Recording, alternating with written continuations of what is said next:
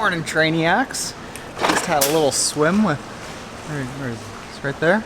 It's right there. Trainiac from Waterloo. He is a damn good swimmer, prepping for full Ironman Switzerland. Lapped me. So we're putting the final edits onto the Swimming Foundations course. And in that booklet that I've created, I figured that there are 3 big buckets of all of like the problems that a lot of beginner triathletes and seasoned triathletes go through fall into. And if you can solve just those 3 issues, which are breathe like a dolphin, breathe easier, float like a log, float at the surface, stay hydroplaned, and race like an arrow, stay straight, you will change your swimming very simply. I need to work on a lot of those things to beat him.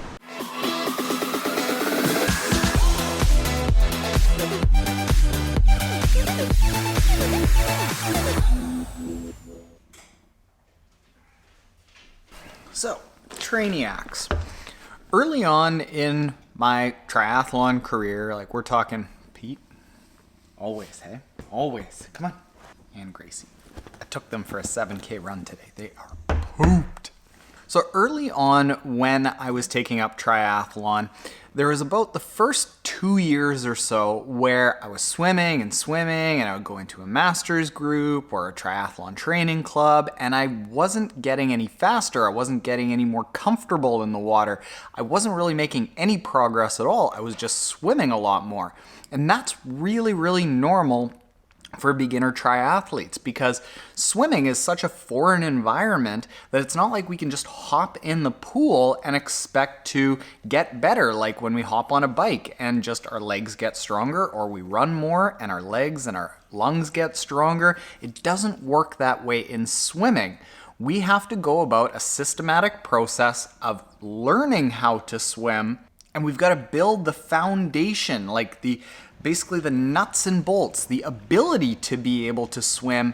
And you can't just go about this yourself, because all of the instincts that we have as humans, that we need to be upright, we need to be able to breathe air, it all is counterintuitive to the actual act of swimming. So you have to go through a process in order to be able to learn how to do that. And what we've come up with, that we're going to be coming out with a little booklet on, is the 3 key ingredients that you need to develop in order to be able to swim well. And that's breathe like a dolphin, float like a log, race like an arrow.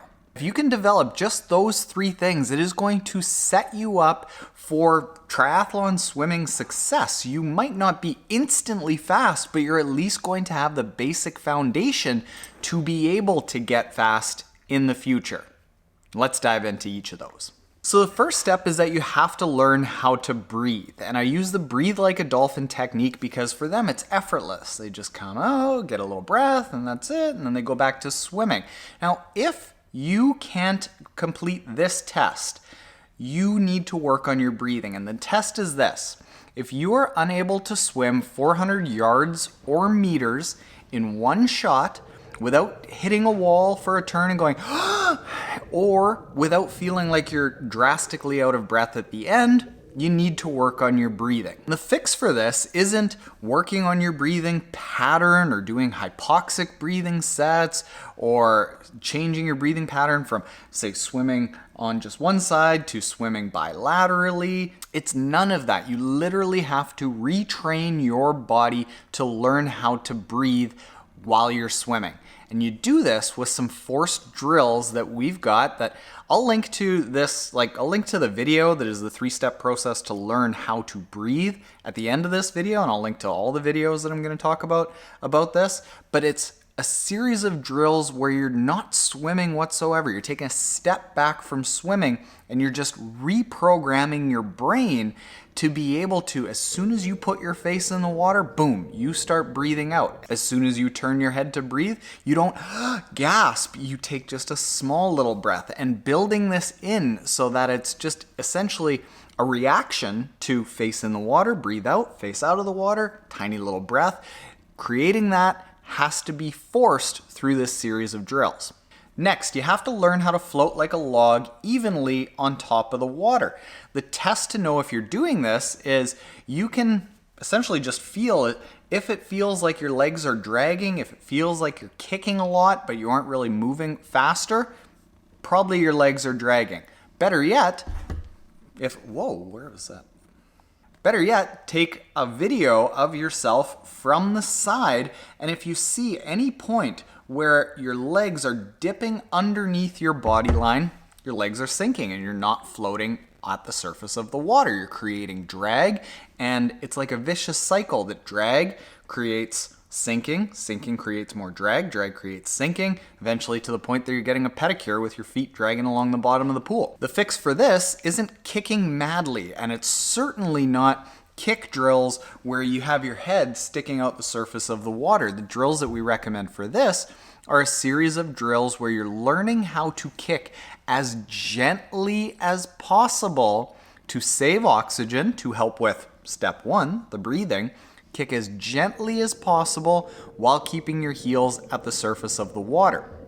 This is going to save your legs for the bike. This is going to save oxygen for the rest of the race so that you don't just burn your way through oxygen and energy, ruining the rest of the triathlon. Instead, you're just floating across the surface of the water with coordinated drifting. Now, the third part of this that we go into a lot of detail on in this new booklet that we're going to be coming out with is racing like an arrow. So let's say you learn how to breathe, and let's say you learn how to float at the surface of the water.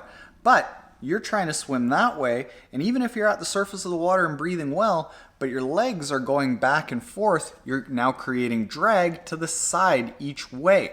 Now, how you can test this is you really do need a videotape for this, but it doesn't even have to be a waterproof phone in this case. You can just have somebody on deck videotape you from behind and over top.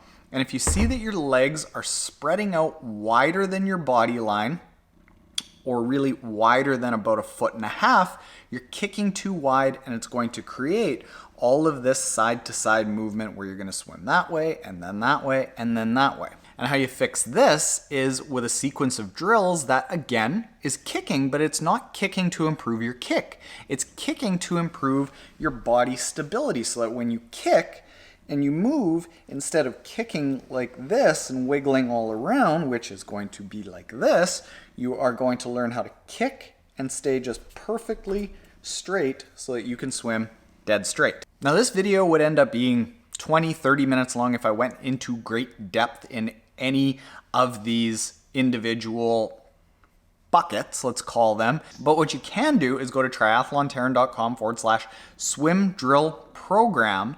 And what we've got in there is that's where we're going to announce when this swim booklet comes out, or if you've already done that, or if it's not interesting to you at all, links to all of the videos that we've talked about, the individual breathe like a dolphin, float like a log, race like an arrow drills are in the description below, so you can go check those out and pick away at what you need to work on yourself. So go check those out, go swim a whole heck of a lot. If you go through this process and develop that foundation for swimming, it's going to be fantastic and a total game changer for you, because then all of a sudden swimming isn't going to be this uncoordinated thrashing and panic fest. It's going to be something that is actually really quite easy and enjoyable, and it's just something that you just got to get it over with at the beginning of the race, because it'll be easy. You won't have an issue with it at all. Go check it out. Hopefully you can save yourselves from getting as tired as these dudes. I toasted them. Especially this guy's brain. I made him walk past dogs without lunging. He does not like that. All right. Later, Trainiacs.